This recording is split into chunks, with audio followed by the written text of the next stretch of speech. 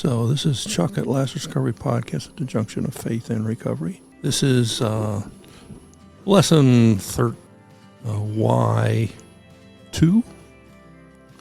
And what I want to try to do with this, before I talked about the whys that recovery people might ask about Jesus, this one I want to talk a little bit about the why gyrations that people of faith and church people bring to the whole thing of recovery and faith.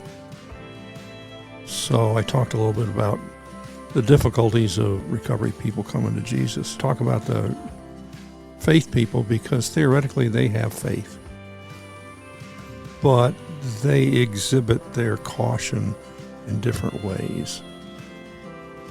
A lot of them will, everybody of faith questions. And basically the reasons are honest, and sometimes they're not really complicated. They are just simply that the consequences of the faith make it difficult for people to deal with the situation.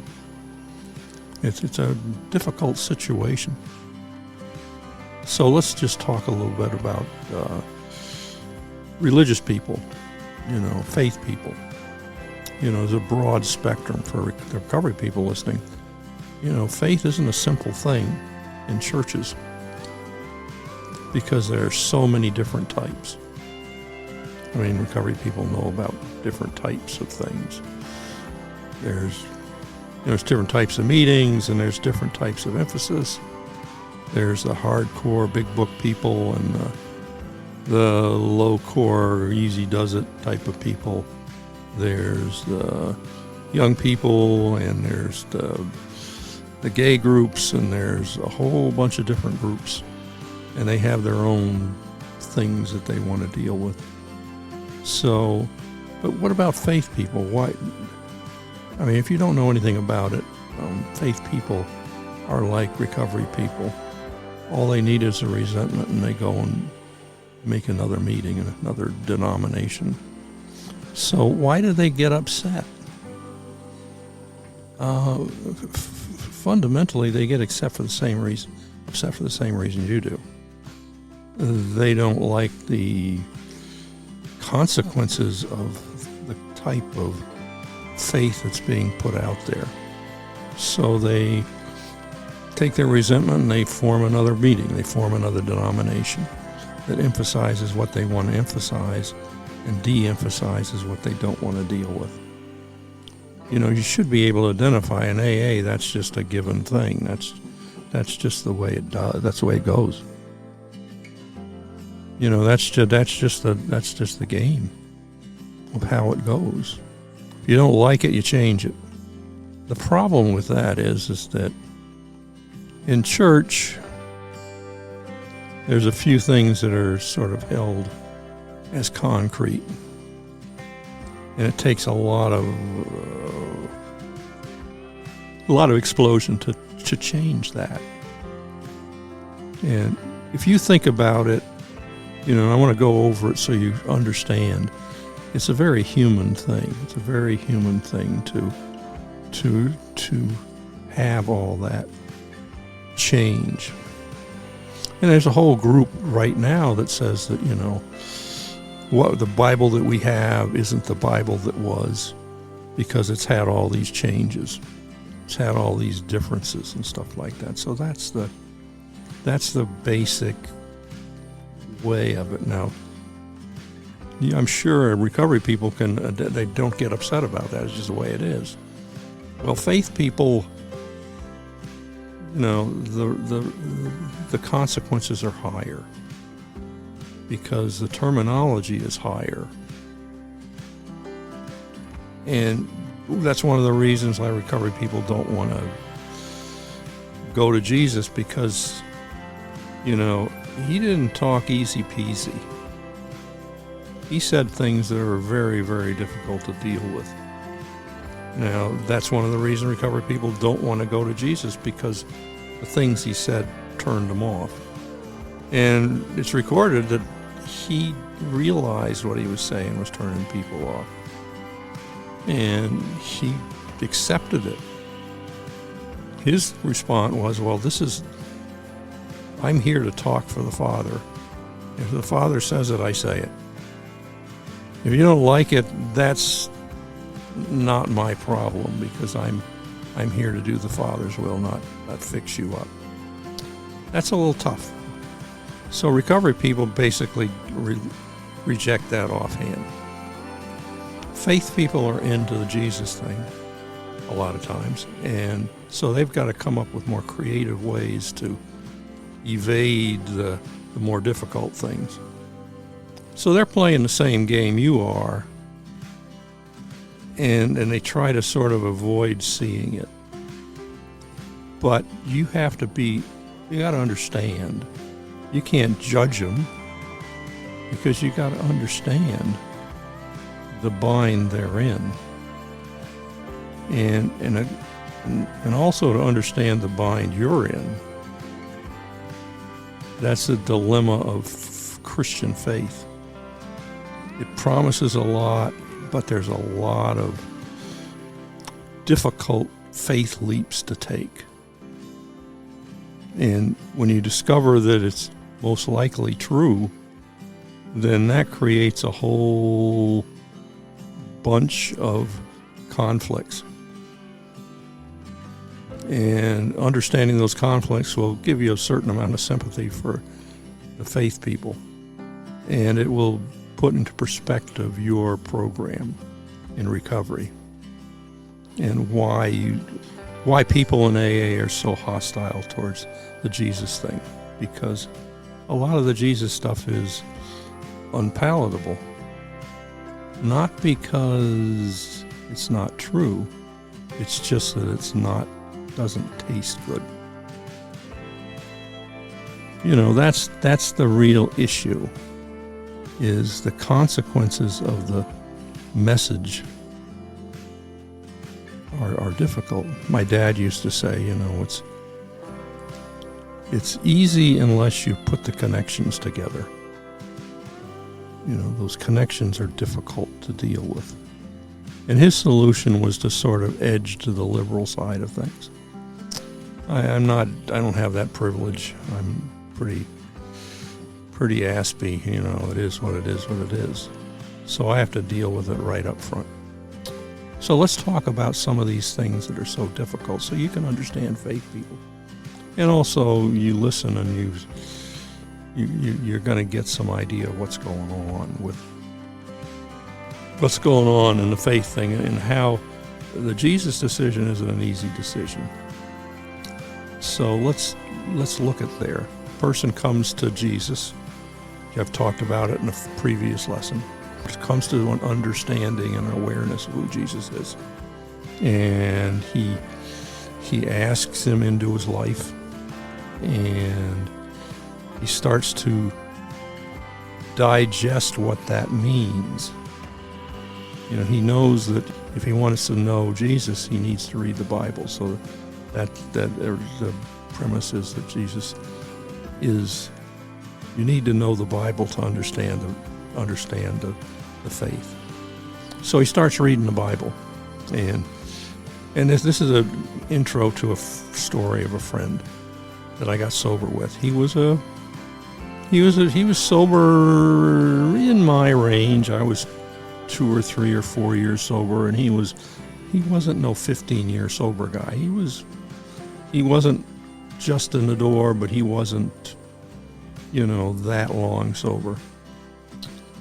And he went to a Billy Graham crusade, and he did the thing. He walked down, he had an experience, he was interested in learning more, and so we set up a Bible study. And we went in, the Bible study was simple. We just opened the book of John. It's a gospel. It's one of the stories of Jesus, and we started reading it. It was just like we'd ran it like an AA meeting, read the text and talk about it. That was the thing. Well, he made it through one meeting, and then he said, I can't do this. This is not for me. And you say, what's the problem? how bad can it be that you read one or two chapters of John and it's like, or something. The problem was that they talked standard Christian biblical theology. In other words, you don't have sexual relations outside of marriage. It was an Old Testament Jewish thing. It wasn't like he invented something. He was just saying, hey, this is what the law says. And, I agree with it. Well, my friend just said, this is not going to work. Why didn't it work? I'm sure you can figure out why it didn't work. It's the same. If you understand this, you understand all about Christian theology and Christian history. Christian theology and Christian history collides with reality.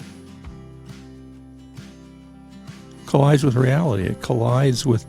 It says no to things that, we don't want no said to. So the choice is you either leave or you try somehow to change it. I mean, AA is the same thing. It's the trump card is, Bill W. said it in the big book. That's the trump card, that's it. That's end of argument. Well, it's the same thing in the Bible, except for the fact that what they're saying is so difficult. My friend, even by AA moral standards, was a little on the outside. I mean, he wasn't unusual.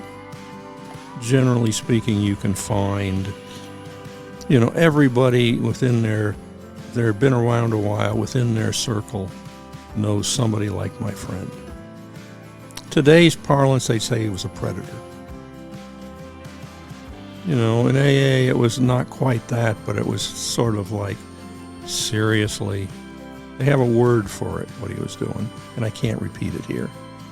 But, he was a predator on young ladies who were just coming into the program. Not as much as some and not as egregious as some. We had guys that were, in their 40s, mid-40s, who were preying on women getting sober who were 3 months sober and barely into their 20s. We definitely had names for them. I knew them. I knew like that. I didn't respect them at all. And they did it serially, one after another, after another, after another, after another. It wasn't pretty.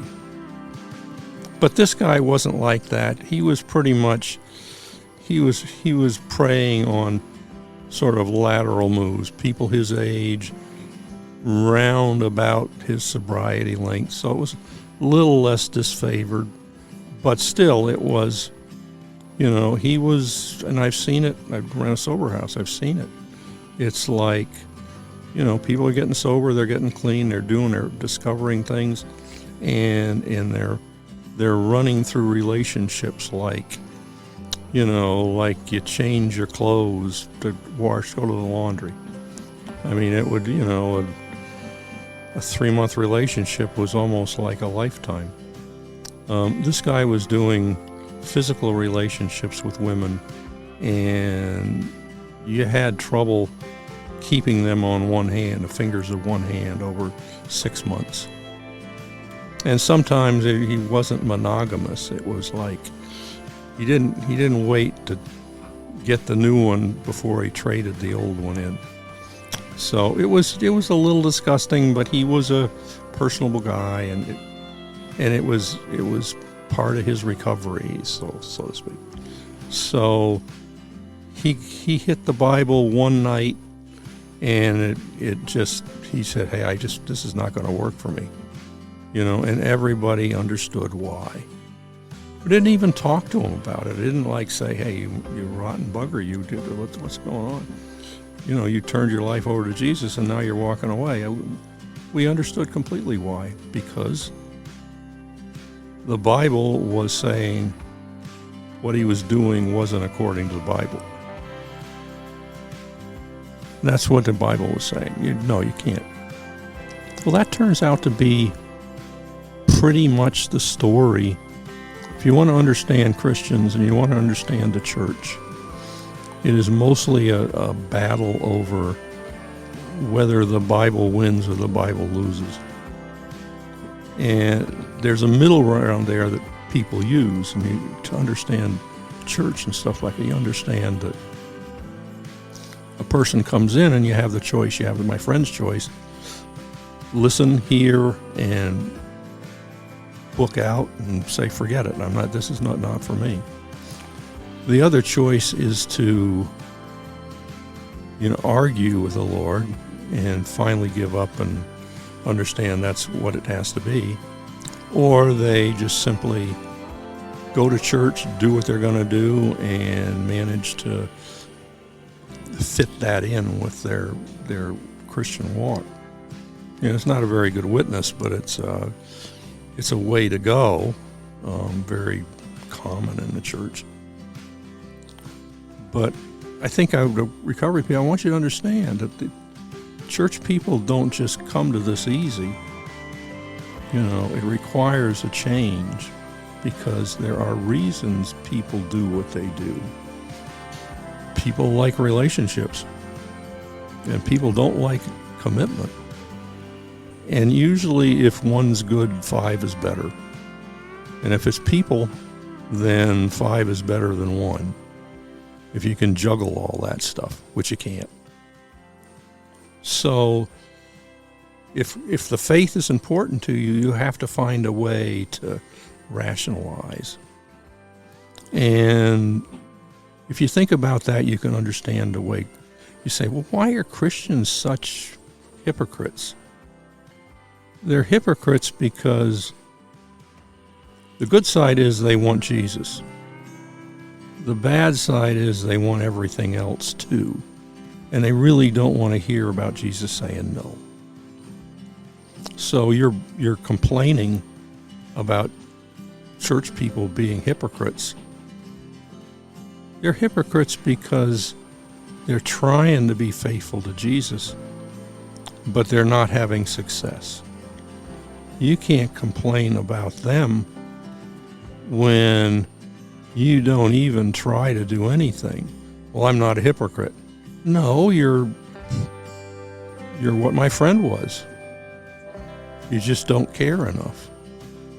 You don't care about the consequences of what you're doing. But you're definitely not a hypocrite because, everybody knows you're like my friend. They just factor in the fact that you're that way. That's tough duty. But you judge Christians because they're hypocrites. But you're not a hypocrite because you do all the things they don't say not to do. No, you're one of those that do the things that Jesus says not to do. They have names for that. But, see, Christians don't want to be far from Jesus because they're smart. But they want to do what they want to do. So the thing is that they have to find a way around that. And you're going to call them a hypocrite and a bunch of other stuff, but it's a very human operation. You want to be with the girl, and she wants you to go to church. So you go to church, and the fruits of your relationship, so you're in a bad position. You got to justify trying to drag the girl off to do things that her conscience doesn't want to do. So it's welcome to the world of the junction between faith and recovery. That's what it's all about. Because faith people have to rationalize they're doing things that the Bible says aren't good. And recovery people just basically want to be free to define God the way is convenient for them. You say, well, church people are hypocrites. No, it's very human nature.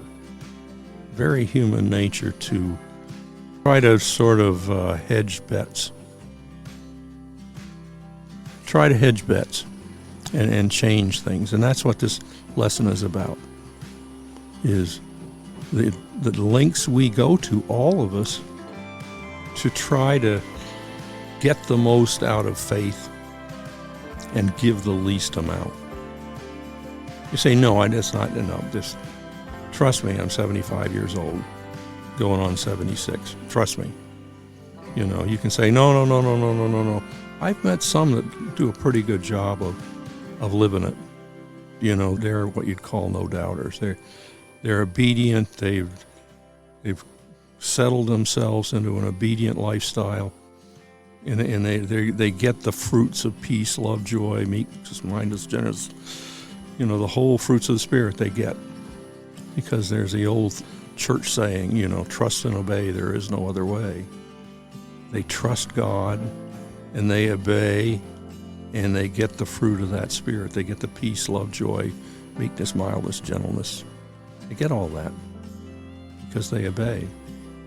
But some of us, a lot of us, whatever, we could win Olympics with our gymnastics about the way we do this stuff.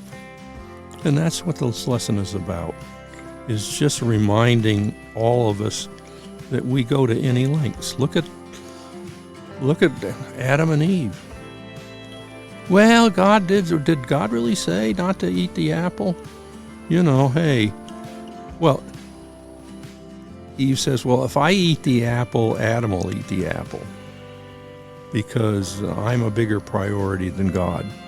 And he did exactly that. He ate the apple. And in the story, it goes the fact that it didn't go well with God because Adam ate the apple. It wasn't an issue of the apple. It was an issue of somewhere along the line there has to be obedience to what God wants, because he's smarter. And we just don't buy that. So we basically rationalize and shut our eyes and close our mind and, you know, do what we want to do. And what we end up with is we end up unable to see the forest for the trees. So I want you to understand, you know, Christians fight that battle too. I mean, you say, I want God as I understand him. You know, well, let's be honest. You know, why do you want God as you understand him? It's control. You say, well, God, I just don't believe you're that way. I says, fine. I am what I am. My standards are my standards, and if you don't want to believe it, that's fine. But you don't have a say in the end. And that is where you're going to shut this off, because you don't want to hear that. That's why AA is God as we understand him, because we're going to understand him the way we want to understand him, not the way he is. Christians are different. They're going to fight over their theology, and they're going to do a bunch of stuff. It takes them longer, but it's going to do the same thing. They're going to try to manage their understanding of who God is to make it easier for themselves. For very human reasons. Very human reasons. There's nothing complicated about it. It's a very human thing. I get it. You know, the people who have the biggest struggle are you know, the people of gay persuasions and stuff like that, because, I mean, they're in a situation where they're jammed up. That's why they go to emergent churches, because emergent churches have found a way to try to get themselves under both tents. I mean, that explains the emergent churches. That's the rainbow flags at churches. That's what they're doing. You know, they're trying to get themselves under both tents at the same time. And who am I to judge? Who am I to judge? You know, it's not my business. But my job is just to say, you know, I think this is what's going on. All of us, all human beings, are trying to split the differences and get what we want, try to maneuver and find a church that says what we want to hear. And there are churches that are very successful at doing that. They'll say what you need to hear, you know. The only problem is that in the end, whatever happens, if there is a God, you know, we don't have any ground to stand on in the end. We're only facing him alone, and that's the problem. You know, that's where you got to do a little creative stuff with your theology. You know, that's the thing. But the thing I want to make Lazarus Recovery Podcast at the junction of faith and recovery, we are all alike. We are all alike. We need God. We need something spiritual thing to keep us clean, keep us sober, keep us going, the power to live the way we need to live. And yet we are still all bound up in a dilemma of trying to figure out how we maneuver the God thing. You know, I mean, we have to tie ourselves in knots to persuade ourselves we're okay with God at the same time while we're fudging. So we just end up doing things to, I mean, you're in AA and NA, it's just God as I understand him, you know, just, you know, I'm going to take God the way I want to take God. He doesn't have anything to say about it. Precious, intelligent decision, as long as it's all about who we want to be. As long as we can avoid thinking about the fact that he has the right to say how we are. And we can avoid the issues of, like, some point are not going to be able to, you know, cover our own tail on the thing, that we got to come to him. Or we can just believe it's not going to happen that way. You know, so that's the thing. That's the universal why. Why do I have to go through this? I don't want to do this. I want to do this. You know, whether you're an agnostic, a Jesus person, whether you're whatever, the issue is all the same. We're the same. We struggle against the same bloody things. And that's why, too. That's the whole thing of, and I just wanted to be able to talk honestly. One side can't tell the other one your pot is black. We all do that, both sides. We all, it's almost like we're like strategizing to finesse the goods out of something without really paying the price that's there. The funny thing is I was just thinking, I ran a sober house for 5.5 years. I'm sober for 47. Seen a lot of things, been through a lot of stuff. If you don't know it already, human beings are gamey people. Our best intentions are wrecked by our thing that AA calls it, the disease is cunning, baffling, and powerful. We are cunning, baffling, and powerful. You know, I ran a sober house for 5.5 years. I did prison ministry. I did a lot of stuff. Worked with Christians. I've worked with inmates. I've worked with people. I was married to a crazy lady. And the thing that's amazing is that we are very good at being duplicitous. You say, that's not me. I'm AA and I'm living a good life. You know, chances are your God is a lot your own creation. You've created a God that works for you, and it works for you. It works for you. But you say, well, I'm having spiritual experiences. Yeah. But trust me. Not everything in the spiritual night is your friend. You know, it's just like being in the woods. Not everything that rustles in the bush is your friend. And it doesn't mean that it's not real that it rustles in the bush. It means it's not your friend. So there are spiritual things that are not your friend. I'm having a spiritual experience. Okay, that's fine. Spiritual stuff is a jungle, too. Read the Bible. It's not all pretty. It's hard. It's dangerous. So just because you're having a good spiritual experience does not necessarily mean that it's as friendly as you think it is. But that's for you to decide. Everybody stands on their own. They make their own decisions. They do your own thing. I can talk, but I can't have an effect. I completely understand that you have every right to listen or not listen. You have every right to disagree. You have every right to think I'm an idiot. I get it. I completely get it. I'm 76, been there, done that, got the T-shirt. I understand. I understand me and how vulnerable I am, and I understand your situation and how it's a struggle, and I don't judge you for it. It's just like I'm telling you the best I know about the truth I have. That's the important thing. That's what I want you to understand. We all do the thing. We all do the thing of trying to filter out the things we don't want to deal with. We don't want to deal with the reality we have. We want to change it. So in our spiritual life, we pick and we choose.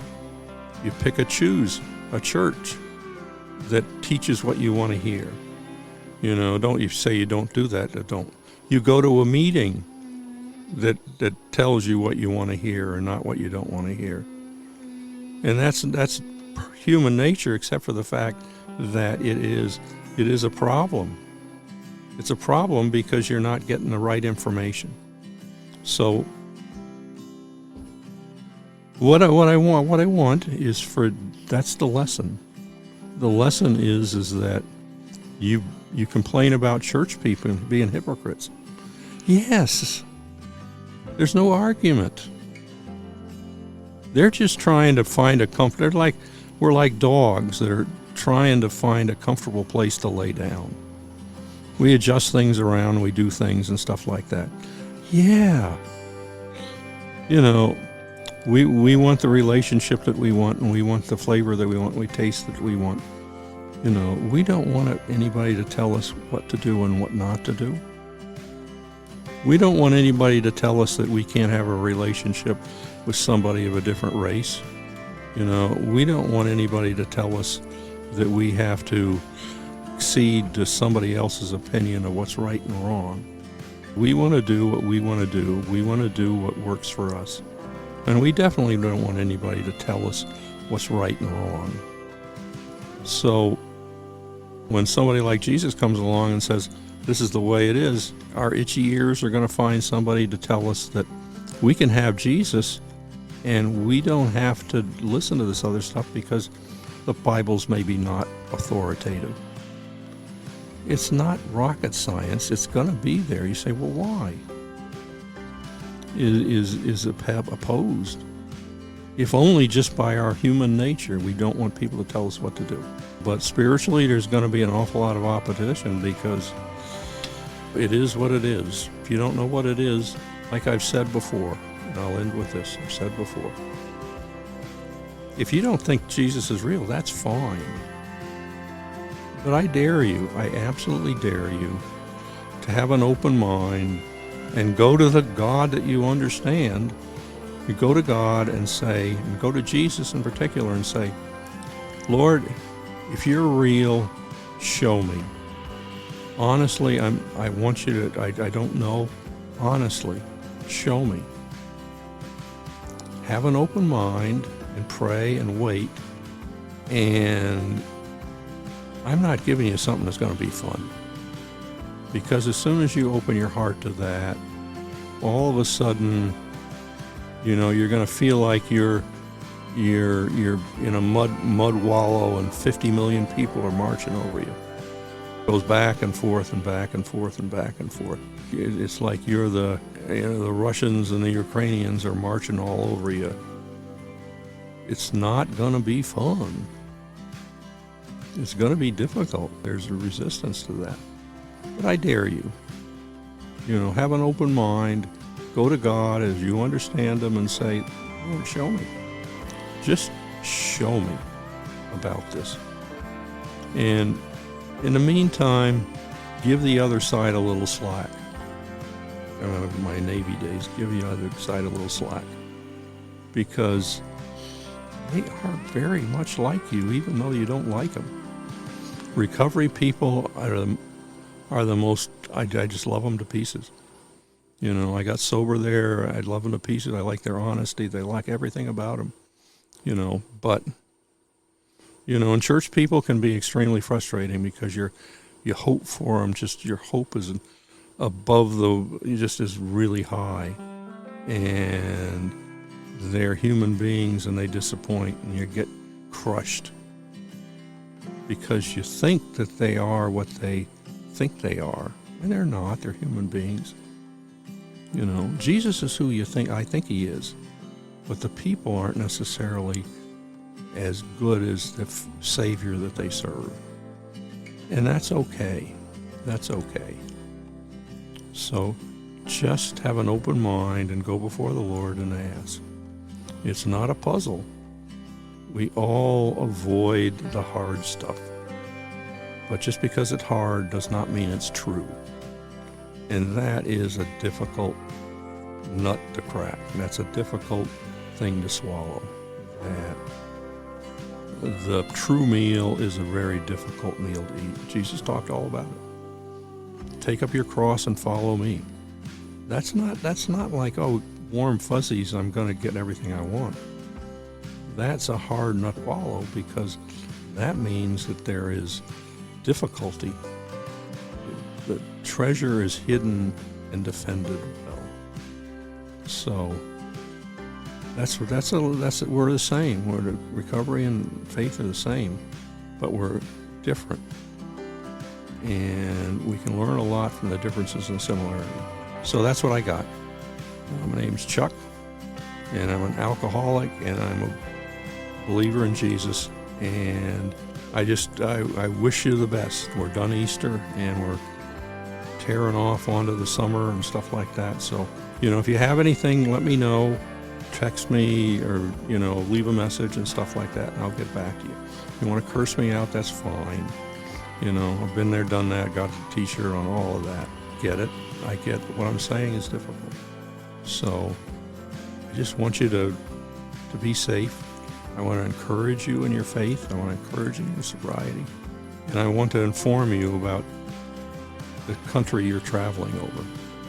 So this is Chuck at Laz Recovery Podcast at the junction of faith and recovery. Don't drink, go to a meeting. And I love you to pieces. And, Jesus is risen. That's it. This is Chuck at Lazarus Recovery Podcast at the junction of faith and recovery.